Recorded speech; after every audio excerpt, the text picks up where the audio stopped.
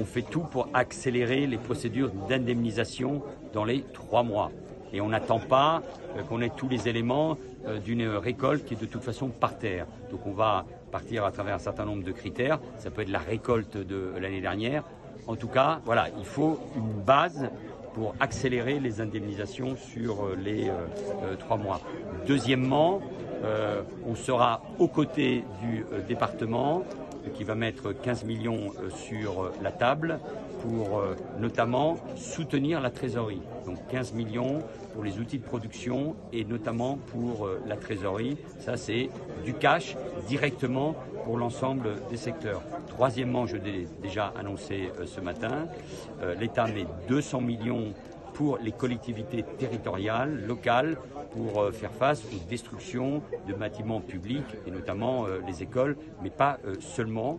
Là aussi, sur un modèle qu'on a déjà éprouvé en Nouvelle-Calédonie, sur des dossiers concrets et précis qui seront instruits par le préfet pour avancer le plus rapidement possible. Et d'ailleurs, c'est également un point important pour le secteur des bâtiments et travaux publics, parce qu'il faut relancer l'économie. Et ça sera également un élément positif pour l'économie. Et quatrièmement, il y a un sujet particulier qui est le secteur de la canne, qui est particulièrement éprouvé.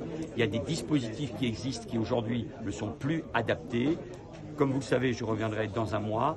D'ici là, sur la base de dossiers très concrets, je pense à la fois à la canne, mais aussi la récolte, mais aussi à l'industrie, à travers les 2 usines qui existent et qui aujourd'hui évidemment sont très loin du niveau qu'elles pouvaient atteindre. Là, ce sont plusieurs dizaines de millions d'euros qui devront être mobilisés, mais nous devons le faire avec de nouvelles règles, sur de nouvelles bases, avec de nouveaux dispositifs. Et donc d'ici à mon retour dans quelques semaines à La Réunion, on aura bien avancé.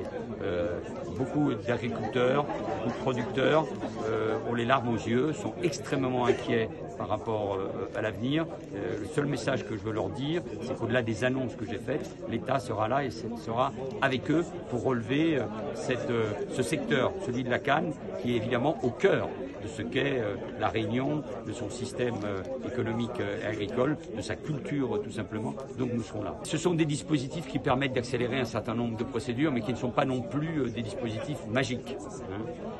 Aujourd'hui, on passera dans les jours qui viennent, une commission se réunit à Paris en procédure de catastrophe naturelle.